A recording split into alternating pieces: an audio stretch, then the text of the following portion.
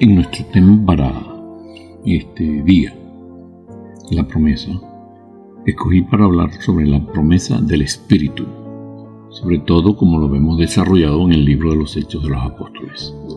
¿Qué encontramos en la definición del tema?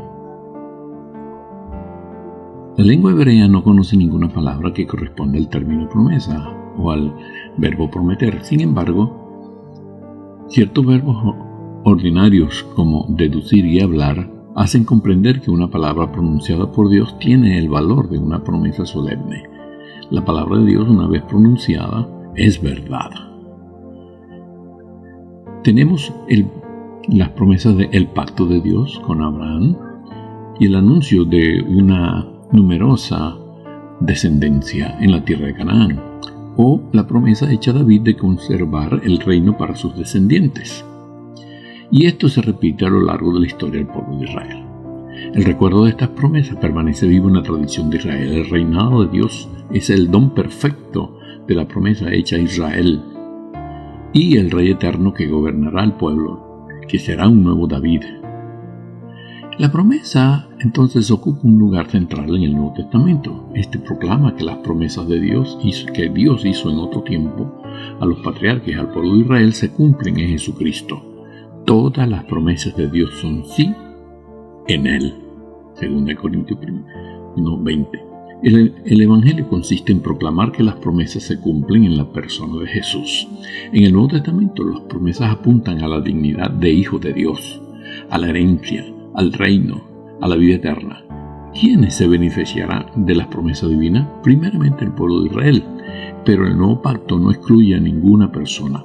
La verdadera posteridad de Abraham no son sus descendientes según la carne, sino los que viven en la misma fe que él, cualquiera sea su origen. En el Antiguo Testamento, veamos la promesa. Joel 2:28-29. Después de esto derramaré mi espíritu sobre todo el género humano. Los hijos y las hijas de ustedes profetizarán, tendrán sueños, los ancianos y visiones los jóvenes. En estos días derramaré de mi espíritu aún sobre los siervos y las siervas. La promesa en palabras de Jesús. Esto es lo que está escrito, les explico, que el Cristo padecerá y resucitará al tercer día, y en su nombre se predicarán el arrepentimiento y el perdón de los pecados a todas las naciones, comenzando por Jerusalén. Ustedes son testigos de estas cosas. Ahora voy a enviarles lo que os ha prometido de mi Padre, pero ustedes quédense en la ciudad hasta que sean revestidos del poder de lo alto. Lucas 24:46-49. Juan 14:15-17. Si ustedes me aman, obedecerán mis mandamientos, y yo les pediré al Padre, y Él les dará otro consolador para que los acompañe siempre. El Espíritu de verdad, a quien el mundo no puede aceptar porque no lo ve ni le conoce, pero ustedes sí lo conocen porque viven ustedes y estarán ustedes. Juan 16:7-11. Pero les digo la verdad, les conviene que me vaya, porque si no lo hago, el Consolador no vendría a ustedes. En cambio, si me voy, se lo enviará a ustedes. Y cuando Él venga, convencerá al mundo de su error en cuanto al pecado, la justicia y al juicio. En cuanto al pecado, porque no creen en mí. En cuanto a la justicia, porque soy el Padre y ustedes ya no podrán verme. Y en cuanto al juicio, porque el príncipe de este mundo ya ha sido juzgado. Juan 16:13-14. Pero cuando venga el Espíritu de verdad, Él los guiará a toda verdad, porque no hablará por su propia cuenta, sino que dirá solo lo que Él oiga, y les anunciará las cosas por venir. Él me glorificará, porque tomará de lo mío y se lo dará a conocer a ustedes. Hechos 1:8. Pero cuando venga el Espíritu Santo sobre ustedes, recibirán poder y serán mis testigos, tanto en Jerusalén como en toda Judea y Samaria y hasta los confines de la tierra. Por lo tanto, el bautismo en el Espíritu Santo, o sea, la promesa, era la experiencia normal de los creyentes judíos y de los no judíos en la primera iglesia. Vamos a ver 4 pasajes registrados en el libro de los Hechos que muestran que la promesa del Espíritu Santo es para todos los que creen.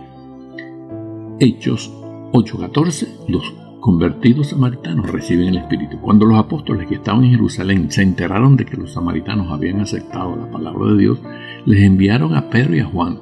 Estos, al llegar, oraron por ellos para que recibieran el Espíritu Santo, porque el Espíritu aún no había descendido sobre ninguno de ellos, solamente habían sido bautizados en el nombre del Señor Jesús. Entonces Pedro y Juan les impusieron las manos y ellos recibieron el Espíritu Santo.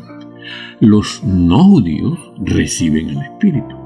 Mientras Hechos 10, 24 al 48. Mientras Pedro estaba todavía hablando, el Espíritu Santo descendió sobre todos los que escuchaban el mensaje. Los defensores de la circuncisión que habían llegado con Pedro se quedaron asombrados de que el don del Espíritu Santo se hubiera derramado también sobre los gentiles, pues los oían hablar en lenguas y alabar a Dios. Los judíos entonces aceptan la voluntad de Dios en Hechos 11, 15 al 18. Cuando comencé a hablarles, el Espíritu Santo descendió sobre ellos, tal como al principio descendió sobre nosotros. Entonces recordé lo que había dicho el Señor. Juan bautizó con agua, pero ustedes serán bautizados con el Espíritu Santo. Por tanto, si Dios les ha dado a ellos el mismo don que a nosotros al creer en el Señor Jesucristo, ¿quién soy yo para pretender estorbar a Dios? Al oír esto, se apaciguaron y alabaron a Dios diciendo, así que también a los gentiles les ha concedido Dios el arrepentimiento para vida. Otros discípulos reciben el Espíritu. Hechos 19, 1 al 7. Mientras Apolos estaba en Corinto, Pablo recorrió las regiones del interior y llegó a Éfeso. Allí encontró a algunos discípulos. ¿Recibieron ustedes el Espíritu Santo cuando creyeron?, les preguntó.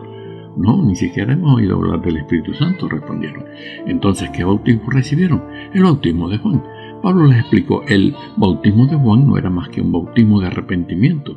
Él le decía al pueblo que creyera en él que venía después de él, es decir, en Jesús.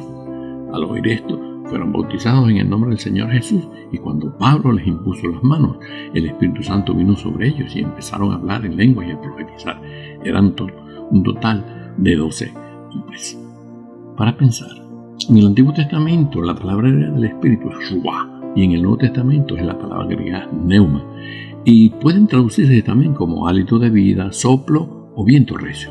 Cuando Dios hizo al ser humano, hombre y mujer, dice, según el primer relato de la creación, Génesis 1:27, y Dios creó al ser humano, su imagen creó, imagen de Dios, hombre y mujer los creó.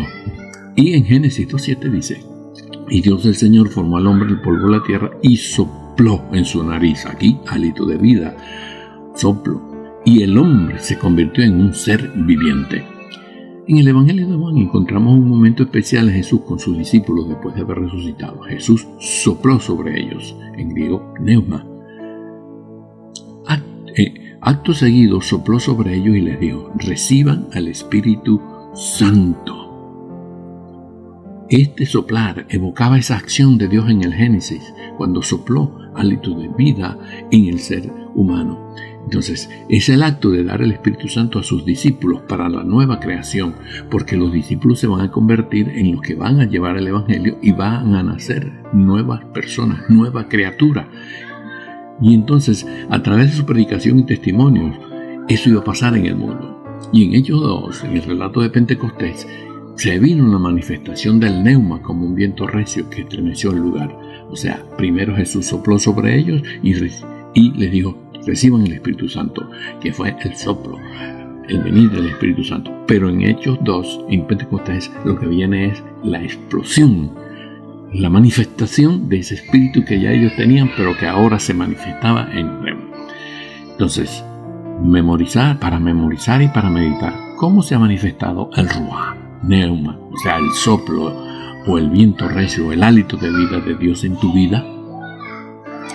Para responder, ¿quién es el ruah, o el pneuma, el soplo, o el viento recio de Dios en tu vida? Y como dice Lucas, ¿ya has sido investido con el poder que viene de lo alto? Si no ha sido así, habla con tus pastores y tus líderes sobre esto.